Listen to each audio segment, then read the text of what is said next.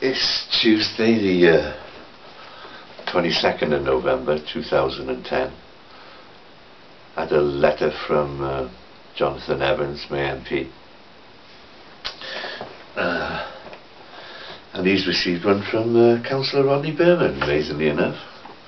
Thank you for your letter the 1st of November. Our records confirm that a freedom of information request was received from Mr. Gabriel on the 2nd of September and a response was sent by email on the 28th of September within 20 working days.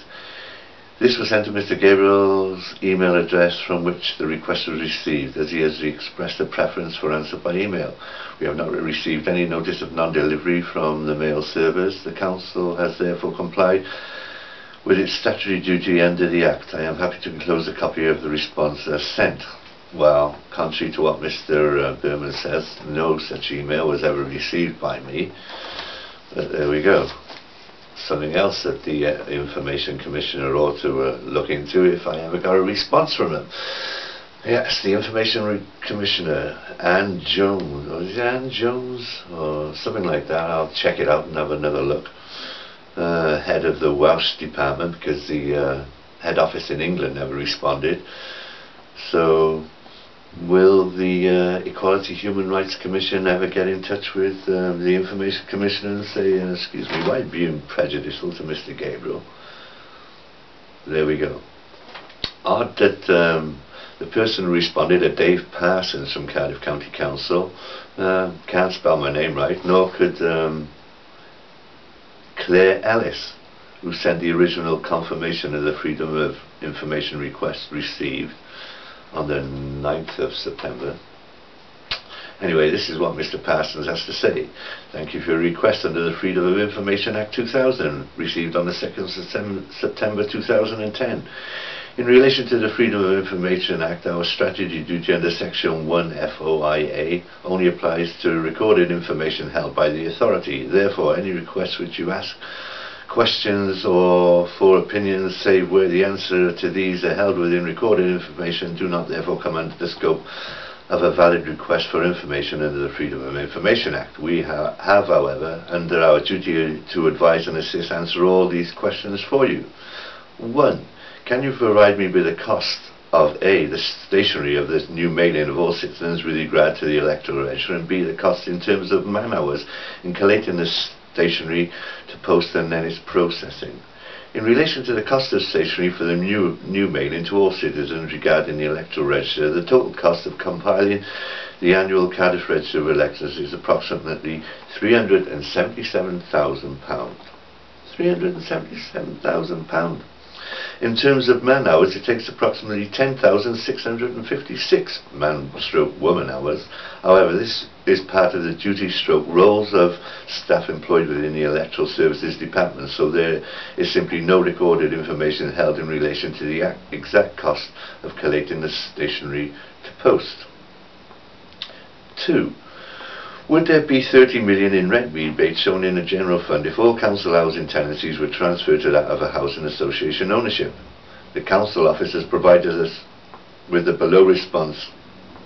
If the council tenancies were transferred to a housing association, the 30 million rent rebates would not show in the general fund, although an appropriate increased amount, depending on whether there were any changes in rents, etc., would appear as rent allowances in the general fund. Well, there's no specific figure there. I should imagine they could figure out a specific figure, but that's something we're going to have to respond to. 3. What percentage of council tenants read Welsh? What would the saving be if the tenant times are only in English, and the same for the capital times? The council holds no recorded information in relation to the percentage of tenants that read Welsh. The most reliable count of Welsh literacy was in 2001 census, but this would not allow a direct correlation between tenancies and Welsh ability. In relation to tenant times and capital times, the price varies per issue because the price of paper changes along with the number of pages in each edition varying. The cost of putting the capital times and tenant times into Welsh is simply not recorded.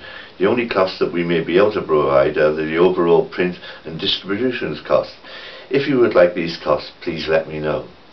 Well, you know, I thought the original thing was, why didn't he send it to me? I could divide it by 2 and I'd get the cost if it was only in English or if it was only in Welsh. We supply this information based on your original request. If this information does not answer your inquiry, or if you feel that you have not fully understood your request, we have not fully understood your request, please contact me to clarify your exact requirements.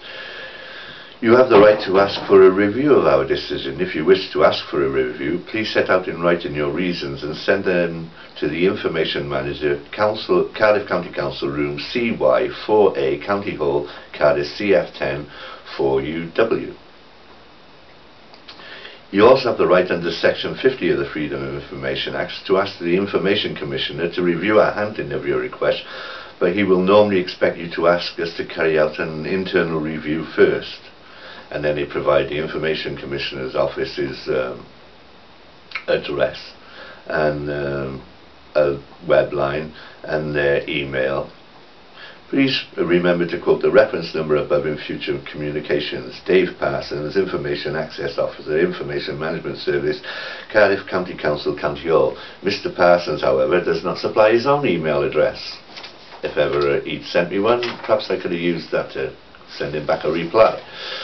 So, yeah, Information Commissioner, I never did receive the email. I wonder if you're going to go down to Cardiff County Council, check out Mr. Parsons' emails to see if it actually did send one out, and maybe I can contact Hotmail and discover, well, no, Mr. Gabriel, Mr. Parsons never did send you an email.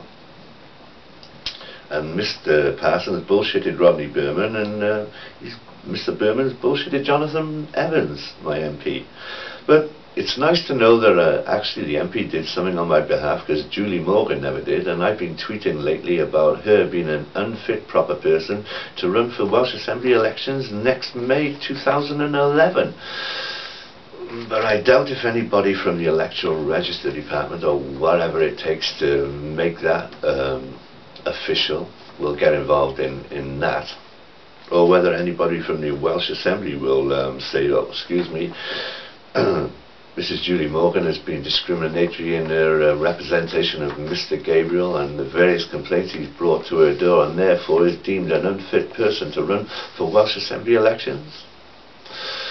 I wonder if that'll be the case. And I wonder if the same case will be for Jonathan Morgan, the Assembly member who's been in there since 2000, who's never really responded to anything I brought to his door. It's 377,000 now. Was that total stationery, or was that stationery and posting, Mr. Parsons? And you would think, well, I'm going to be asking you for the last 2 years costs of the Capital Times printing, and I'll divide it by 2 and figure out what it would be if it was just in English and what it would be if it, you know, all Welsh. And isn't it about time that they created a little A4 card?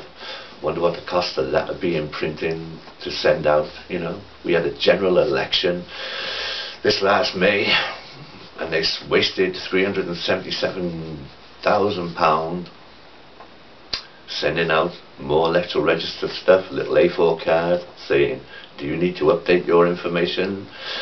If not, don't send this back. And then they would have saved themselves 10,565 man hours dealing with that. So I'm going to have to ask Mr. Parsons, excuse me, out of all the, how many houses did that go to, and how many of them actually needed to be upgraded, and what percentage of those were new students moving to Cardiff for the new term, and see what, you know, how much they actually did do.